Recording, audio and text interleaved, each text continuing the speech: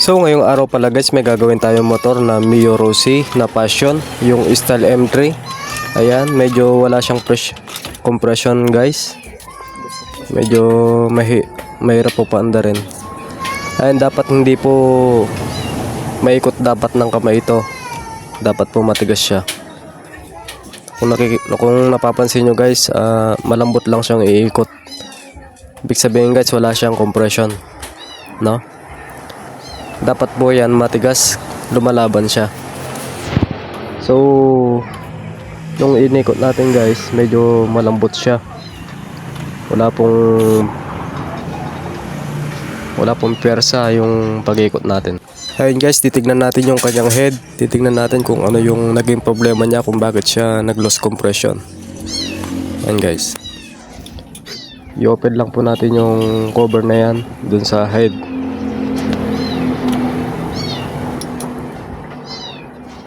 Ang dahilan po kasi ng loss compression guys, yung kanyang barbula. Kapag may singaw po yung mga barbula, ayan, maglo-loss compression siya. So ayan guys, ayan, check din po natin yung kanyang timing. Nakita po natin dito guys, hindi po siya naka-timing, kaya mahirap po siya paandarin. Yung sa timing po sa magneto at saka dun sa timing chain, timing sprocket, medyo nakalagpas po siya ng 5 gapin. Ito po kasi guys, pagka maluwag po yung timing chain, tumatalon po yan, nawawala sa timing.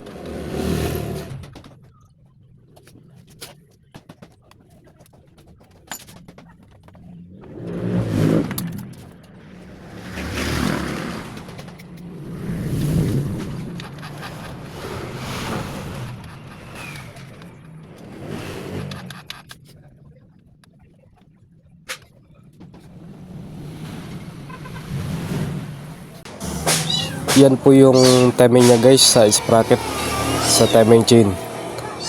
Titignan natin dito sa magneto kung naka-timing siya.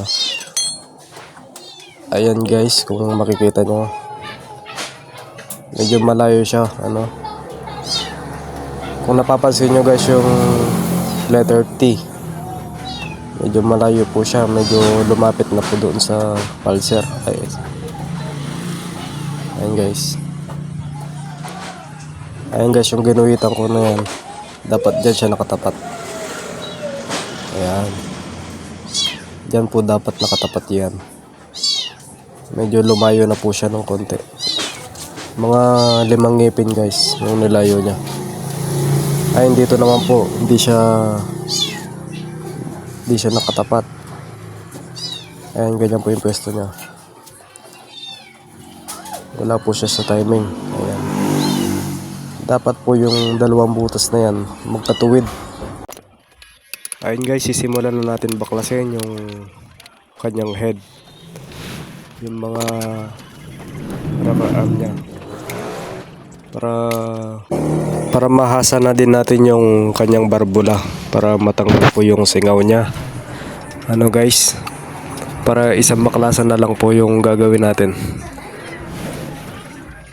Hahasain din po natin yung kanyang barbula. Hindi na natin pinakita sa video guys kasi medyo matagal po yung paghahasa ng barbula. Kailangan lapat po siya para wala po talagang singaw. Ayan guys. So mga kalikot, ito, naibalik na po natin yung kanyang timing. Babalik na rin po natin yung kanyang rocker arm. Ayan guys, higpitan na lang po natin yung 4 na bolt. Titignan po natin kung aandar na siya. The moment of truth, kung aandar na po ang ating ginagawang Mio Rossi style guys, M3 na Yamaha.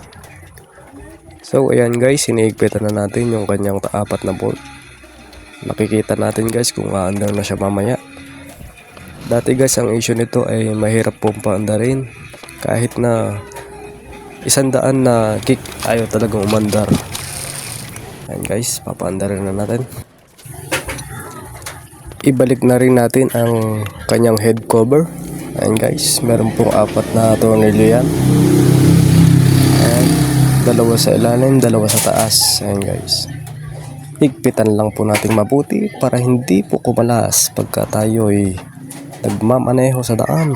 Ayan guys. Baka mamaya guys lumipad yung takip. Ayan guys.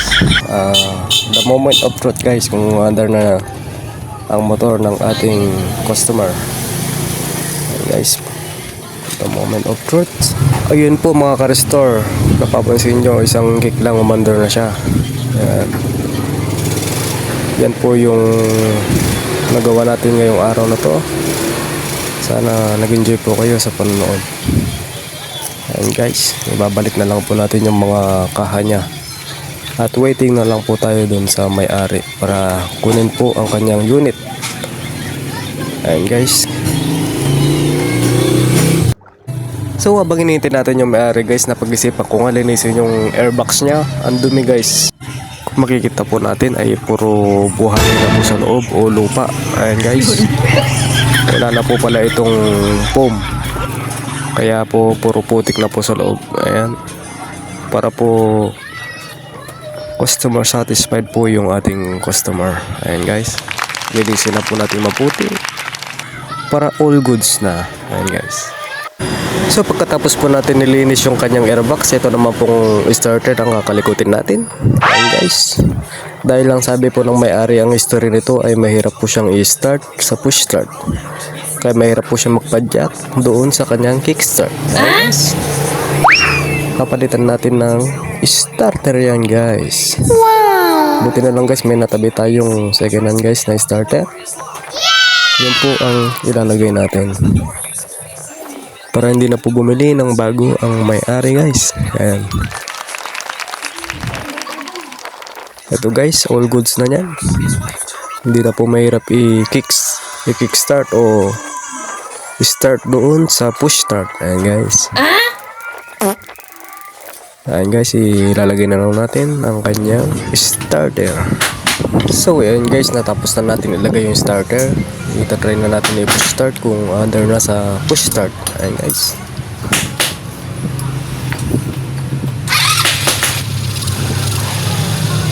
So hanggang dito na lang guys yung ating video. Maraming salamat sa panonood guys. Paalam.